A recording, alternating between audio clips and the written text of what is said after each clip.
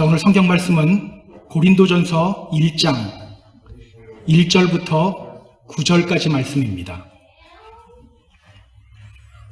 고린도전서 1장 1절부터 9절까지 말씀. 자, 우리 다 같이 한 목소리로 읽습니다. 같이 읽습니다. 하나님의 뜻을 따라 그리스도 예수의 사도로 부르심을 받은 바울과 형제 소스데네는 고린도에 있는 하나님의 교회 곧 그리스도 예수 안에서 거룩하여지고 성도라 부르심을 받은 자들과 또 각 처에서 우리의 주 곧 그들과 우리의 주 되신 예수 그리스도의 이름을 부르는 모든 자들에게 하나님 우리 아버지와 주 예수 그리스도로부터 은혜와 평강이 있기를 원하노라. 그리스도 예수 안에서 너희에게 주신 하나님의 은혜로 말미암아 내가 너희를 위하여 항상 하나님께 감사하노니 이는 너희가 그 안에서 모든 일 곧 모든 언변과 모든 지식의 풍족함으로 그리스도의 증거가 너희 중에 견고하게 되어 너희가 모든 은사에 부족함이 없이 우리 주 예수 그리스도의 나타나심을 기다림이라. 주께서 너희를 우리 주 예수 그리스도의 날에 책망할 것이 없는 자로 끝까지 견고하게 하시리라. 너희를 불러 그의 아들 예수 그리스도 우리 주와 더불어 교제하게 하시는 하나님은 미쁘시도다. 아멘. 요즘 아주 크게 부흥을 하고 있는 교회가 있어요. 어떤 교회인지 궁금하시죠? 일명 가나안 교회입니다. 가나안 교회가 어떤 교회인지 아세요? 가나안 거꾸로 해보세요. 안 나가.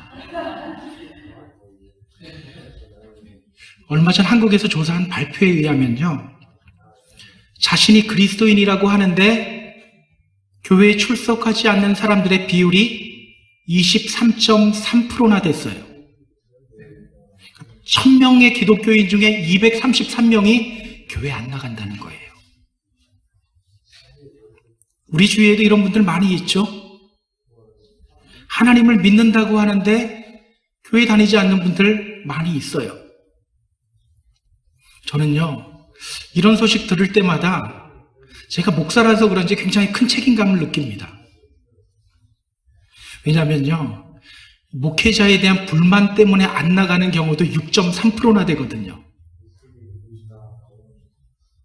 그런데 또 한편으로 다행스러운 것은요, 그렇게 교회를 출석하지 않는 기독교인들 중에 대부분은 다시 교회에 나가고 싶어 한다는 거예요. 당신은 교회에 다시 나갈 의향이 있습니까? 라는 질문에 많은 분들이 다시 교회 나가고 싶어요 라고 대답을 했어요.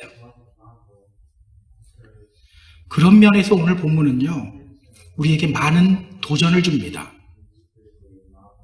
교회란 무엇인지, 또 교회는 어떤 모습으로 서야 하는지를 우리에게 고민하게 만들어줘요. 오늘부터 몇 주간 우리는 이 고린도 전서를 함께 볼 예정입니다.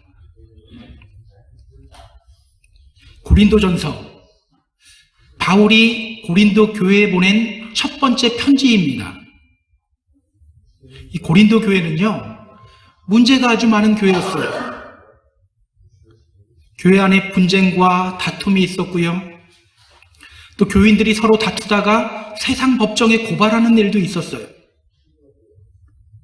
겉으로 보기에는 하나님의 은사를 굉장히 많이 받은 교회였습니다. 기도 소리도 크고요. 또 방언을 또 예언하는 사람들이 많았어요. 그런데 그 은사 가지고 자기 자랑하기 바쁜 교회였어요.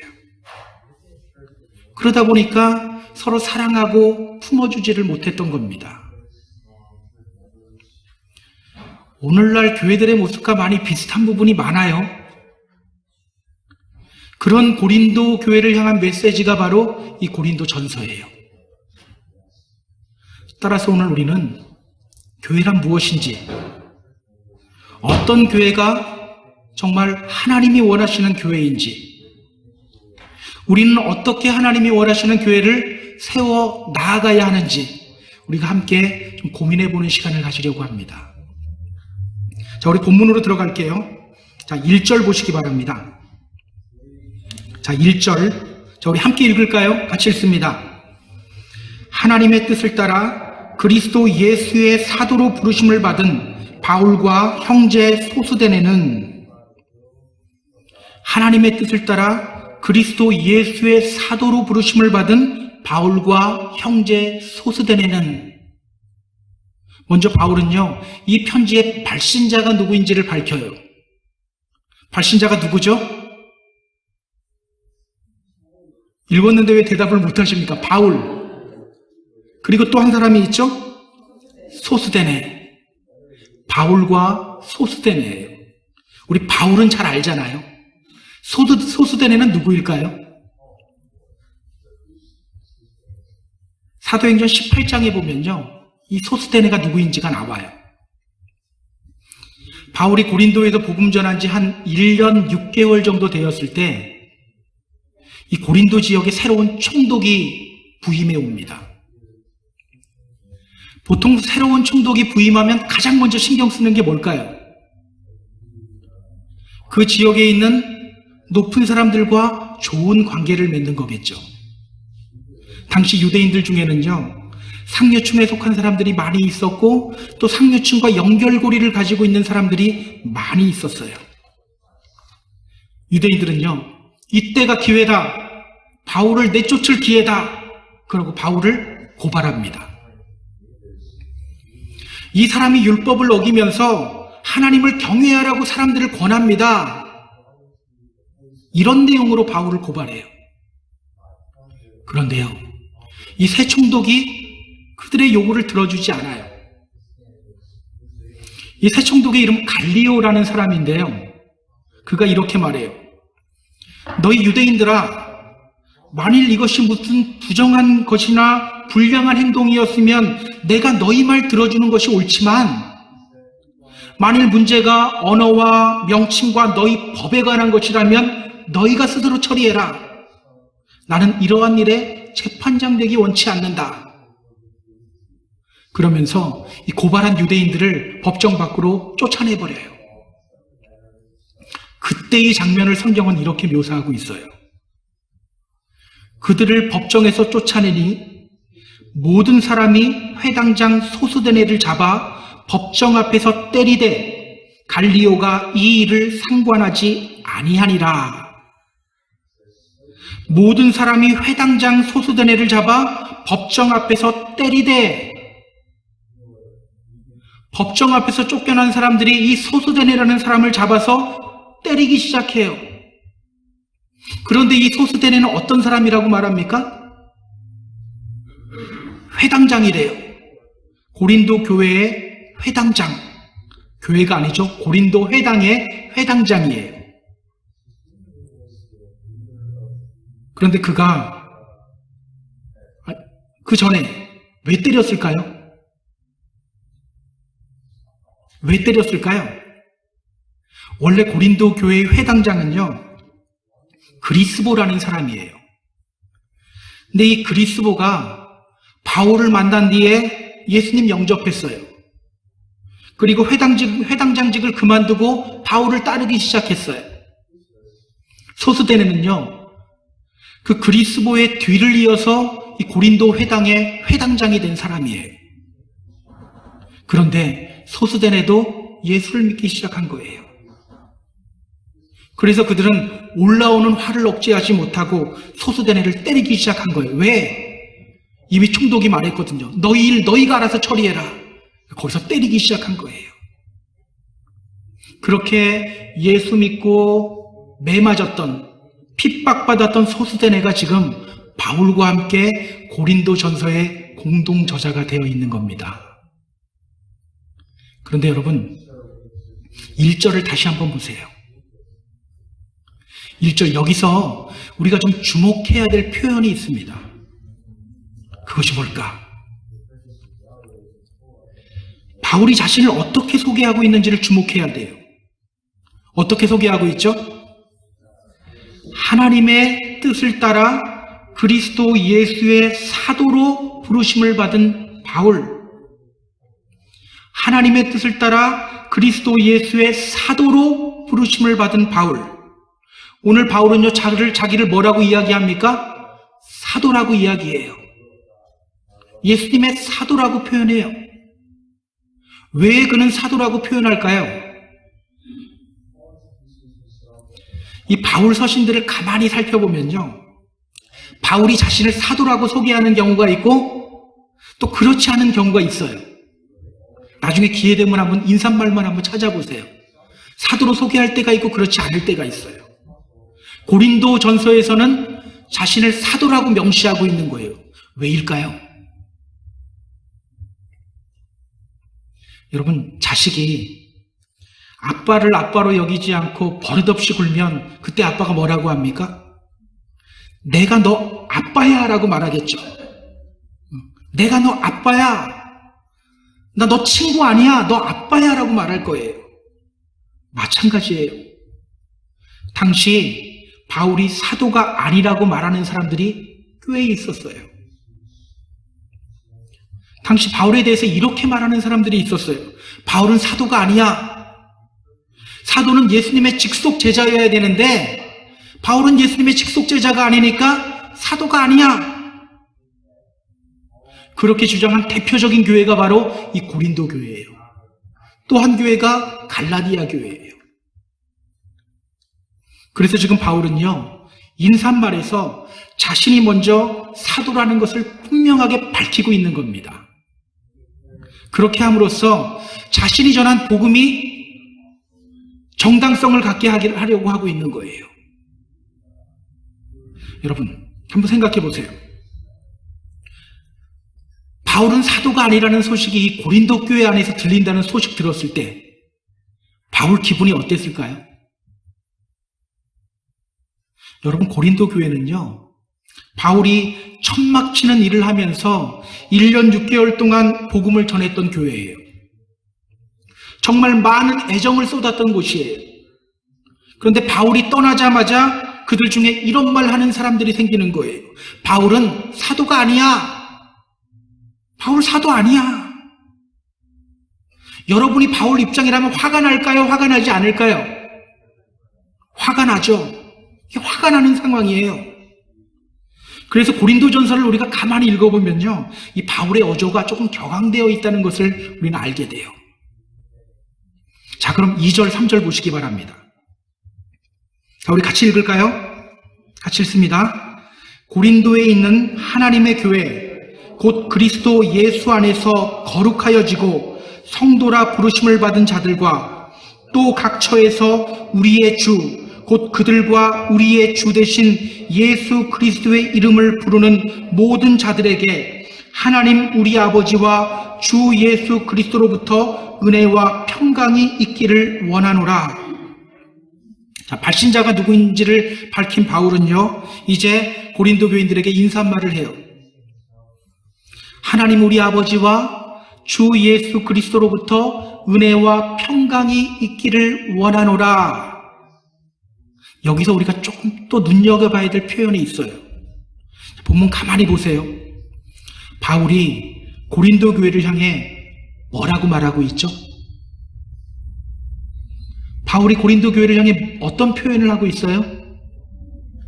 고린도에 있는 하나님의 교회, 고린도에 있는 하나님의 교회.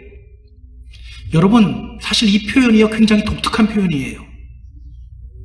제가 설교를 준비하면서 이 다른 서신들에서는 바울이 인사말을 어떻게 했는지를 한번 다 찾아봤어요.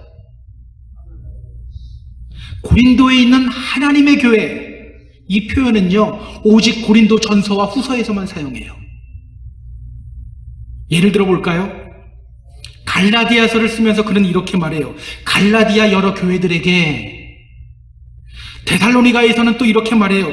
데살로니가 교회에게. 그런데 고린도 전서와 후서에서는 어떻게 표현한다는 거예요? 고린도에 있는 하나님의 교회.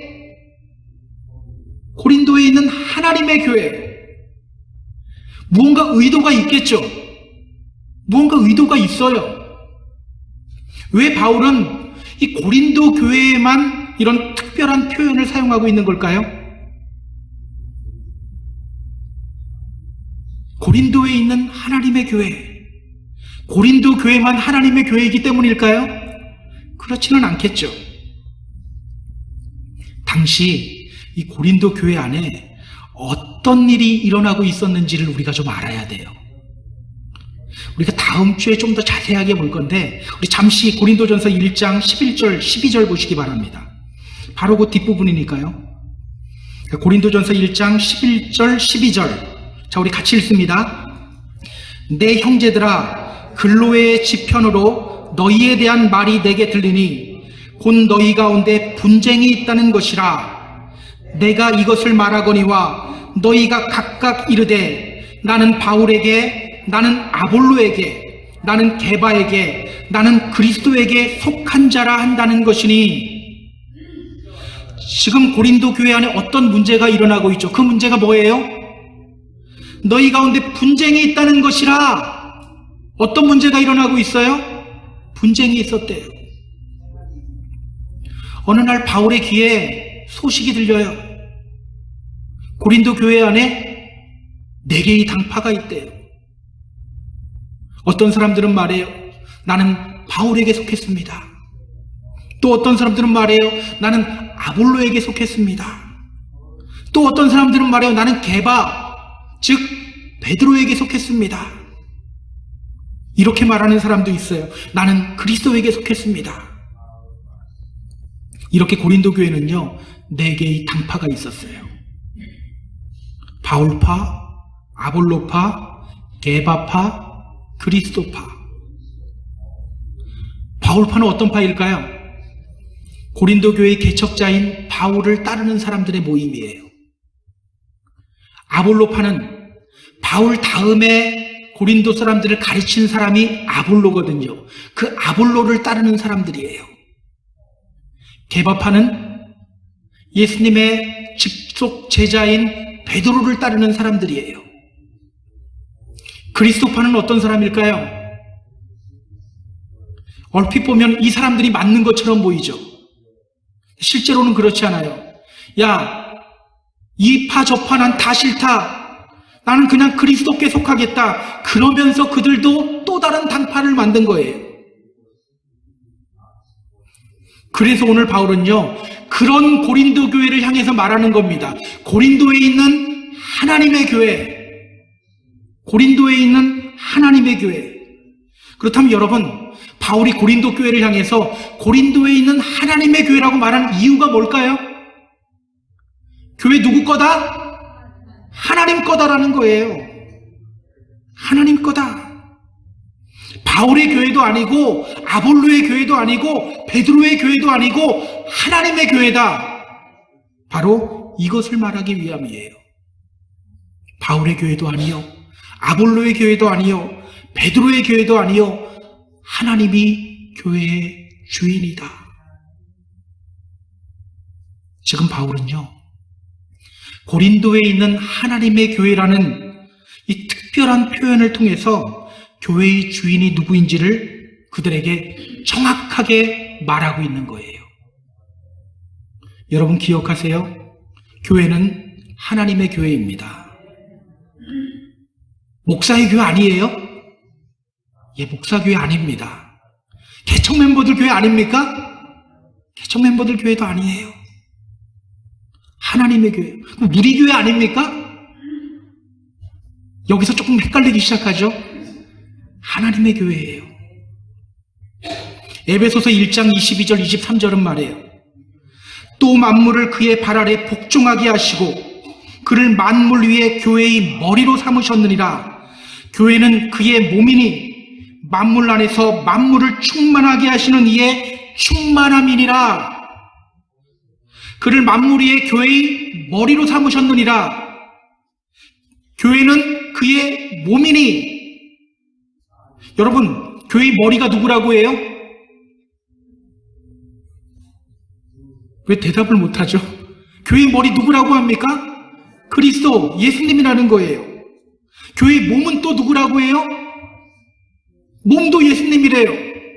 여러분, 머리도 예수님이고 몸도 예수님이면 교회는 누구 거예요? 그럼 우리 집은 없는 거예요? 우리 집은 조금 더 없습니까? 없다고 말하는 거예요, 여러분. 머리도 그리스도고 몸도 그리스도래요. 다 하나님 거라는 거예요.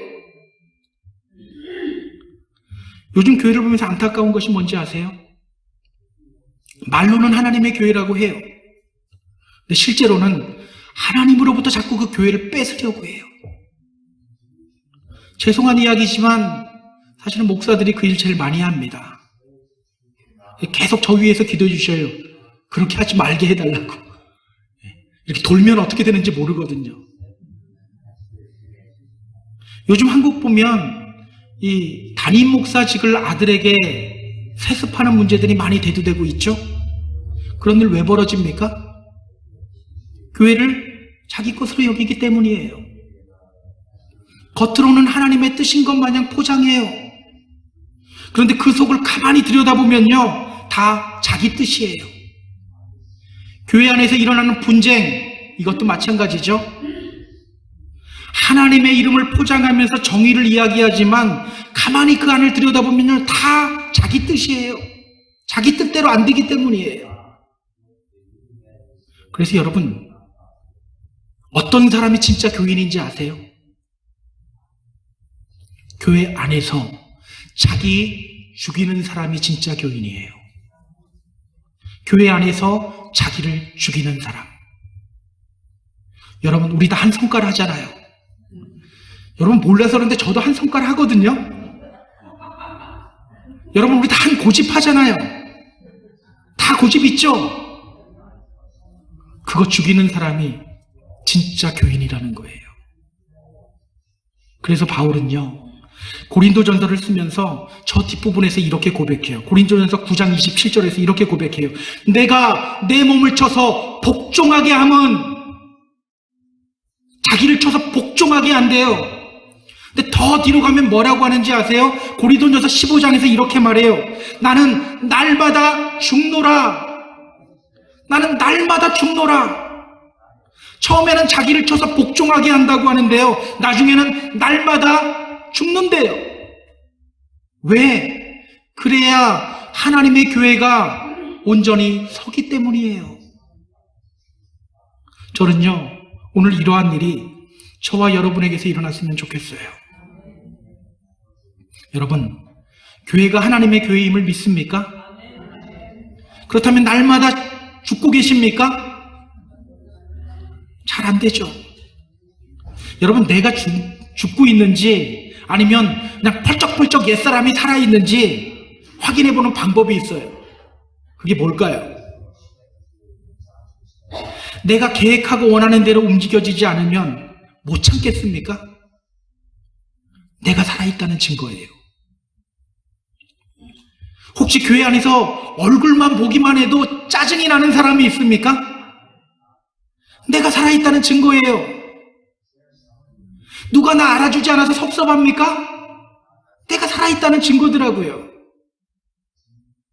여러분, 반드시 기억하세요.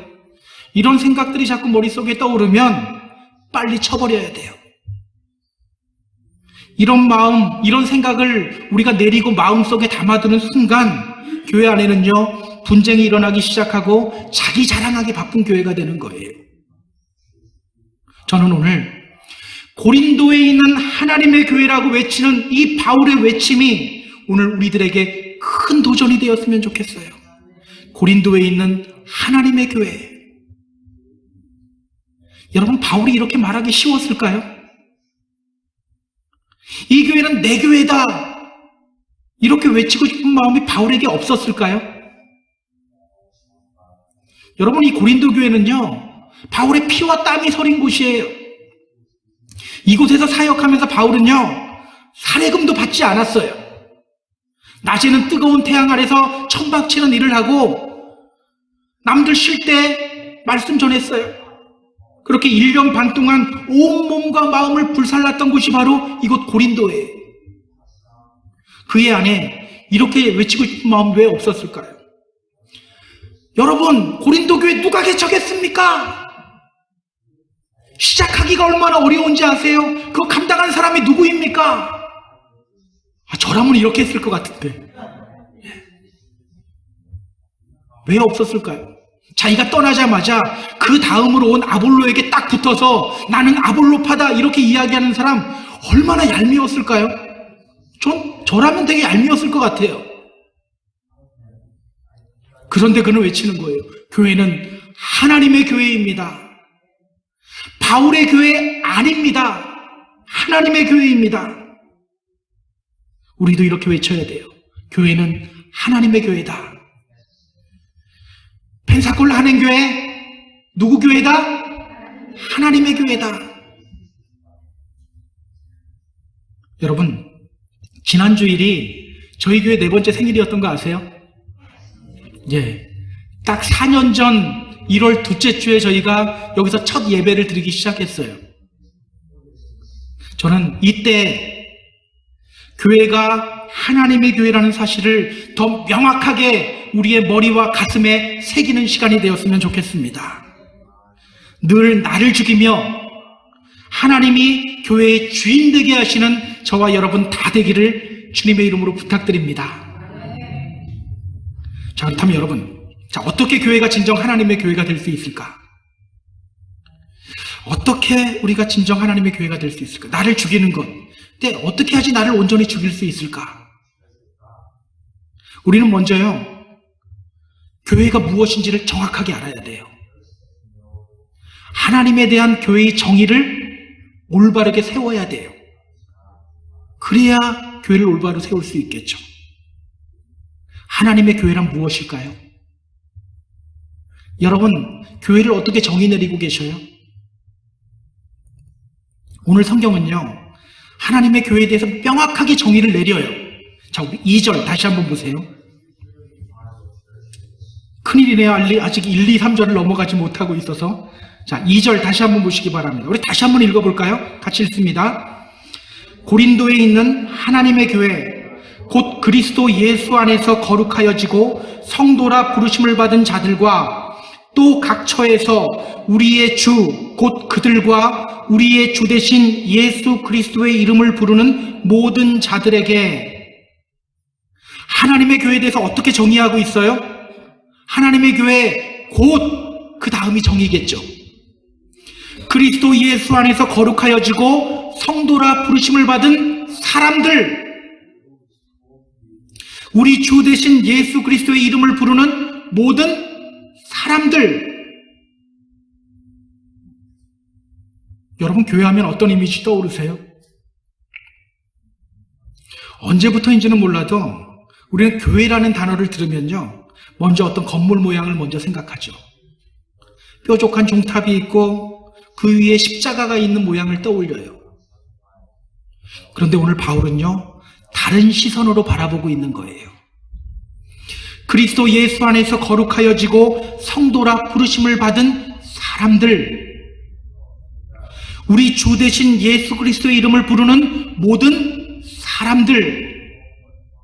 우리는 건물을 떠올리는데 바울은 무엇을 떠올립니까? 건물이 아닌 사람을 떠올리고 있는 거예요. 이것이 바로 교회예요. 이것이 바로 교회예요. 오늘 본문을 헬라어 성경으로 보면요, 이 교회라는 단어에 에클레시아라는 단어가 들어갑니다. 에클레시아, 많이 들어본 말이죠. 이 말은요, 당시 시민단체의 모임을 의미하는 말이에요. 건물을 의미하는 것이 아니라 모임을 의미하는 단어예요. 그 모임을 바울은 교회라는 단어로 사용하고 있는 거예요. 자, 그럼 하나님의 교회란 무엇입니까? 하나님으로부터 부르심을 받아 함께 모인 사람들, 그 사람들의 모임, 이것이 바로 교회인 거예요. 그렇다면 여러분, 우리가 교회라는 말을 들을 때 우리에게 어떤 이미지가 먼저 떠올라야 됩니까? 여러분, 교회라는 말 들으면 어떤 이미지가 떠올라야 돼요? 교회 딱 듣고 뾰족한 종탑의 십자가, 이게 아니라 사람들이 떠올라야 되는 거예요. 함께 찬송하며 예배하는 사람들, 함께 은혜 받고 기뻐하는 사람들, 감사의 고백을 하는 사람들, 기도하는 사람들, 주님의 사랑으로 서로 기쁨과 슬픔을 나누는 사람들, 그 사람들이 여러분들 이미지에 먼저 떠올라야 되는 거예요. 여러분, 중세시대 교회가 왜 타락했는지 아세요? 그들은 이제 죄를 면제해주는 면죄부라는 것도 팔았어요. 성경은 어떻게 말합니까? 만일 우리가 우리의 죄를 자백하면 그는 미쁘시고 의로우사 우리 죄를 사하시며 모든 불의에서 우리를 깨끗하게 하실 것이요. 회개하면 된대요. 자, 그런데 그들은 죄를 면제해주는 면죄부라는 것을 팔았어요. 이거 사면 죄가 면해진다는 거예요. 너 기도해서 회개하는 게 문제가 아니라 이 종이 사야 된다는 거예요. 왜 그렇게 했는 줄 아세요? 교회 건물 지으려고. 교회 건물 지으려고 그 일을 했어요. 여러분, 이런 경우도 있었어요. 사제 하나가 길거리에다가 불을 피워놓습니다. 그리고 사람들을 모아요. 그리고 사람들 앞에서 자기 손을 불에다 집어넣어요. 사람들이 놀라겠죠. 그때 그 화상 입은 손을 사람들에게 보이는 거예요.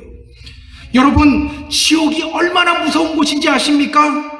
지옥불에 들어가면 이것보다 더 훨씬 큰 고통 당하게 됩니다. 순진한 사람들이 무서워하겠죠. 그때 면죄부 팔기 시작하는 거예요. 그러나 여러분, 이 면죄부를 사면 여러분의 죄, 여러분의 가족들의 죄, 혹시 가족 중에 지옥에 떨어져 있는 영혼이 있다면 그 영혼도 지옥에서부터 뿅 나오게 됩니다. 그 소리 듣고요, 순진한 사람들, 이 가난한 사람들이 자신들의 돈을 모아요. 그리고 그것을 사요. 당시에는 지폐가 없었거든요. 돈이 돈통에 들어가는 순간 소리가 나겠죠. 그러면 그때 말이에요. 이 상자에서 돈 소리가 들리는 순간 당신의 가족들이, 지옥에 있는 당신의 가족들의 영혼이 이제 지옥 밖으로 나오게 될 것입니다. 이렇게 말도 안 되는 일을 벌이고요, 그 돈을 모아서 건물 건축했던 거예요. 기억하세요. 교회를 단순히 건물로만 보면 우리가 이런 실수 저지르게 돼요. 다시 한번 말씀드립니다. 교회는 건물이 아니에요. 사람이 교회입니다. 우리가 바로 교회입니다. 자, 그럼 이제 우리가 힘써야 할 것이 뭘까요? 우리가 힘써야 할 것. 우리 한 사람 한 사람이 각자의 자리에서 거룩한 성도로 서는 겁니다. 옆 사람 보면서 저 사람은 왜 신앙생활 저렇게밖에 못하지? 이렇게 말할 필요도 없어요. 나부터 거룩한 믿음의 성도가 되는 거예요. 그런 움직임이 하나둘씩 생기다 보면 교회는 온전히 서게 되는 거예요. 여러분, 우리가 착각하는 것이 있더라고요. 우리는 자꾸 교회를 성전이라고 해요. 그래서 교회 건축할 때 이런 표현을 많이 하죠. 성전 건축. 여러분, 교회가 하나님의 성전인가요? 헷갈리기 시작하시죠. 워낙 많이 쓰는 말이니까 이게 헷갈리기 시작해요. 교회가 하나님의 성전인가요? 자꾸 교회를 하나님의 성전이라고 하다 보니까 교회 건물을 우상시하기 시작해요. 조금 냄새나는 사람이 들어오면 이 홀리 플레이스, 이 거룩한 성전에 어떻게 저런 사람이 들어와, 막 이런 잘못된 말 하는 거예요. 이 교회를 건물로 알기 때문에 그래요. 고린도전서 3장 16절 17절은 이렇게 말합니다. 너희는 너희가 하나님의 성전인 것과 하나님의 성령이 너희 안에 계시는 것을 알지 못하느냐? 하나님의 성전은 거룩하니 너희도 그러하니라. 성경은 성전이 누구라고 해요? 우리가 성전이래요. 근데 우리는 그것을 교회 건물로다 밀어넣죠. 그리고 교회 건물 잘 꾸미고 교회 건물을 거룩하게 만들므로써 내가 성전되는 것을 슬그머니 뒤로 빼는 거예요. 그리고 그걸로 만족하는 거예요. 근데 성경은 뭐라고 말해요? 우리가 하나님의 성전이래요. 우리가 하나님의 성전이다. 그럼 우리가 힘써야 될 것이 뭡니까? 단순히 교회 건물 세우고 교회 내에서 체계와 질서 바로잡는 겁니까? 아니죠. 내가 바로 하나님의 거룩한 성전이 되는 거예요. 그러면 교회는 온전히 서게 되어 있어요. 내가 먼저 하나님의 거룩한 성전이 되는 것. 오늘 우리가 힘써야 될 것은요, 나부터 거룩한 믿음의 성도가 되는 겁니다. 어떻게 할 때 우리는 거룩한 믿음의 성도가 될까요? 오늘 본문을 보면요, 좀 이상한 것이 있어요. 오늘 바울은 고린도 교인들을 향해서 이렇게 말해요. 거룩하여지고 성도로 부르심을 받은 사람들. 거룩하여지고 성도로 부르심을 받은 사람들. 여러분, 고린도 교인들이 정말 거룩했나요? 이 거룩은 세상과 구별되어졌다는 뜻이거든요. separate라는 뜻이 있거든요. 거룩했습니까? 거룩하지 않았어요. 거룩한데 어떻게 매일 자기 자랑하고 맨날 싸웁니까? 그런데 그런 고린도 교인들을 향해서 바울이 말하는 거예요. 거룩하여지고 성도로 부르심을 받은 사람들. 사실은 이 표현이요, 굉장히 은혜가 되는 표현이에요. 여러분, 바울은 왜 거룩하지도 않은 고린도 교인들을 향해서 거룩하여진 하나님의 성도라고 표현했을까요? 8절 보세요. 주께서 너희를 우리 주 예수 그리스도의 날에 책망할 것이 없는 자로 끝까지 견고하게 하시리라.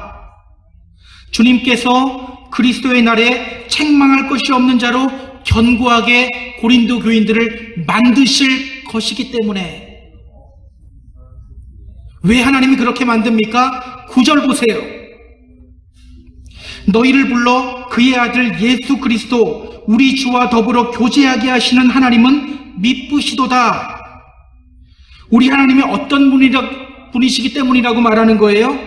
미쁘신 하나님이기 때문에. 미쁘신 하나님. 여기서 미쁘다는 말은요, 피스토스라는 헬라어 단어인데 이 말은 신실하다라는 뜻이에요. 처음부터 끝까지 변함이 없으신 분이라는 거예요. 고린도 교회 안에 분쟁이 있다는 소식 듣고, 또 바울을 향해 거짓 사도라고 주장한다는 소리 듣고 바울은 아마 엄청나게 화가 났을 거예요. 이놈들 좀 혼내주자, 그리고 이 마음으로 펜들었을 거예요. 그런데 고린도 교인들을 생각하는 중에 이런 깨달음이 온 거예요. 비록 저들이 지금 저렇게 문제를 일으키고 있어도 주님께서 그들을 잡고 가시며 견고하게 만드실 것이다. 왜? 우리 하나님은 신실하신 하나님이시기 때문에. 비록 저들이 지금은 거룩하지 못한 삶을 살아도 우리 하나님이 그들을 거룩하게 만드실 것이다. 왜? 우리 하나님은 신실하신 하나님이시기 때문에. 이런 깨달음이 오자 그는 이렇게 말하는 거예요. 너희는 하나님이 부르신 거룩한 성도들이다. 오늘 우리들에게도요, 이런 깨달음이 와야 돼요. 기억하세요. 우리는 죄 중에 계속해서 넘어집니다. 나의 모습 보며 실망하기도 해요. 그러나 신실하신 하나님이 우리를 거룩하게 만드십니다. 그리스도의 날에 책망할 것이 없는 자로 견고하게 만드십니다. 우리가 아무리 죄악 속에서 뒹굴어도 하나님은 우리 포기하지 않으세요. 우리가 하나님을 포기할지언정 하나님은 우리 포기하지 않으세요. 이 믿음 위에 서야 되는 거예요. 이 믿음 위에 서야 되는 거예요. 그래서 여러분, 믿음은요, 자꾸 넘어지는 나를 바라보는 것이 아니라 나를 결국 온전하게 만드시는 그 주님 바라보는 것, 그것이 바로 믿음이에요. 믿음의 주요, 또 온전하게 하시는 이인 예수를 바라보자. 그럼 이제 우리가 집중해야 될 것은 뭐예요? 우리 먼저 4절부터 7절까지 잠깐 볼까요? 이 부분을 잠깐 언급은 해야 될 것 같아요. 바울은 고린도 교인들을 향해 이렇게 말해요. 그리스도 예수 안에서 너희에게 주신 하나님의 은혜로 말미암아 내가 너희를 위하여 항상 하나님께 감사하노니 이는 너희가 그 안에서 모든 일 곧 모든 언변과 모든 지식의 풍족함으로 그리스도의 증거가 너희 중에 견고하게 되어 너희가 모든 은사의 부족함이 없이 우리 주 예수 그리스도의 나타나심을 기다림이라.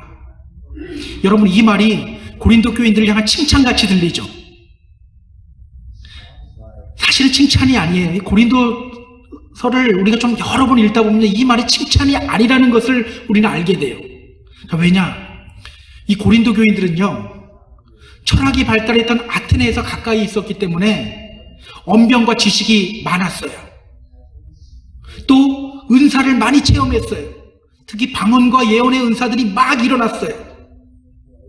이렇게 이 고린도 교인들은요, 하나님이 원하시는 교회를 만들기 위해서 언변과 지식의 풍족함을 지향했고요, 은사의 많음을, 은사의 다양함을 지향했어요. 그런데 교회 안에서 그것이 어떤 모습으로 나타났어요? 자기 지식 자랑하는 모습으로 나타났어요. 그래서 파당 만든 거예요. 또 자기 은사 자랑하는 모습으로 나타났어요. 지금 바울은요, 그런 고린도 교인들이 자랑스럽다고 말하지만 실제로는 칭찬이 아니에요.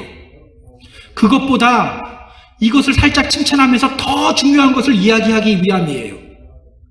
그것보다 더 힘써야 될 것이 있대요. 그것이 뭐냐? 바로 8절, 9절. 아까 제가 읽었죠. 우리 연결해서 같이 한번 읽어볼게요. 자, 8절, 9절 같이 읽습니다. 주께서 너희를 우리 주 예수 그리스도의 날에 책망할 것이 없는 자로 끝까지 견고하게 하시리라. 너희를 불러 그의 아들 예수 그리스도 우리 주와 더불어 교제하게 하시는 하나님은 미쁘시도다.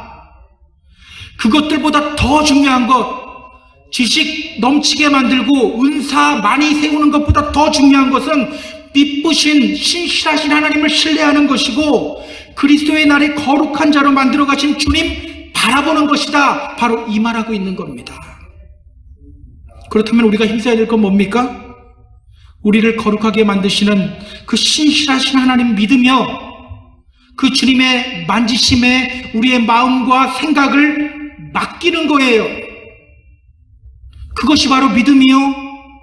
이 믿음 안에 있으면 교회는 온전히 서게 되는 겁니다. 어느 날 한 청년이요, 찰스 스펄전 목사님을 찾아와서 이런 말을 했어요. 목사님, 저는요 좀 완벽한 교회를 찾는데, 저랑 딱 맞는 교회를 찾는데 도저히 찾아지지가 않습니다. 혹시 목사님께서 아시면 저에게 한 교회만 추천해 주세요. 이때 스펄전 목사님이 교회 담임하고 있었거든요. 그 소리 듣고 스펄전 목사님이 그 청년에게 이런 말을 해요. 저도 그런 교회 찾고 있는데 저도 아직 못 찾았어요. 만일 형제님이 그런 교회 찾으면 저에게도 좀 알려주세요. 그리고 발걸음을 돌려나가는 그 청년에게 스펄전 목사님이 이런 말을 해요. 젊은이, 혹시 그런 완벽한 교회 찾으면 자네는 그 교회 나가지 말게. 자네가 그 교회 나가는 한 그 교회는 완벽한 교회가 될 수 없을 것에. 우리로 하여금 많은 것을 생각하게 만들어요. 우리 사랑하는 펜사콜라 하는 교회 성도 여러분, 나에게 딱 맞는 교회예요? 어디에도 없어요. 나를 죽이며 나를 그리스도의 날에 책망할 것이 없는 자로 만드시는 신실하신 하나님을 믿을 때 그 교회는 하나님의 교회가 되는 겁니다. 이것을 기억하시고 나를 죽이며 비록 연약하지만 나를 만들어 가시는 그 하나님을 믿는 믿음 가운데로 나아가시는 저와 여러분 다 되었으면 좋겠습니다. 그렇게 아름다운 하나님의 교회를 세우시는 저와 여러분 다 되기를 주님의 이름으로 축복합니다. 축복합니다. 자, 우리 이 찬양 했으면 좋겠어요. 여기에 모인 우리 주의 은총 받은 자녀라. 우리가 이 찬양하면서 우리 교회를 떠올리면서 우리 옆에 분들을 같이 떠올리고 같이 우리가 교회다, 우리가 같이 믿음에 서 있는 교회다, 이렇게 고백하는 시간 되었으면 좋겠습니다. 여기에 모인 우리 주의 은총 받은 자여라. 주께서 이 자리에 함께 계심을 아노라. 언제나 주님만을 찬양하며 따라가리니 시험을 당할 때도 함께 계심을 믿노라. 이 믿음 더욱 굳세라. 주가 지켜주신 강 어두운 밤에도 주의 밝은 빛 인도하여 주신다. 주님이 뜻하시니 헤아리기 어렵더라도 언제나 주 뜻 안에 내가 있음을 아노라. 사랑과 말씀들이 나를 더욱 새롭게 하니 때로는 넘어져도 최후 승리를 이 믿음 더욱 굳세라. 이 믿음 더욱 굳세라. 주가 지켜주신 강 어두운 밤에도 주의 밝은 빛 인도하여. 다시 한번 이 믿음 더욱 굳세라. 이 믿음 더욱 굳세라. 주가 지켜주신 단 어두운 밤에도 주의 밝은 빛 인도하여 주신다. 자, 우리 함께 눈 감고요 기도하며 나아갈게요. 이 시간 주님, 우리가 믿음 위에 굳건히 서는 저희들 되길 원합니다. 나는 끊임없이 실패하지만 그럼에도 불구하고 우리 주님은 그리스도의 날에 책망할 것이 없는 자로 나를 만들어 가십니다. 그 주님 바라보는 믿음으로 온전히 서고 그 주님 바라보며 교회를 하나님의 교회로 세워나가는 저희들 되기를 원합니다. 우리 함께 기도하며 나아갑니다. 기도합니다.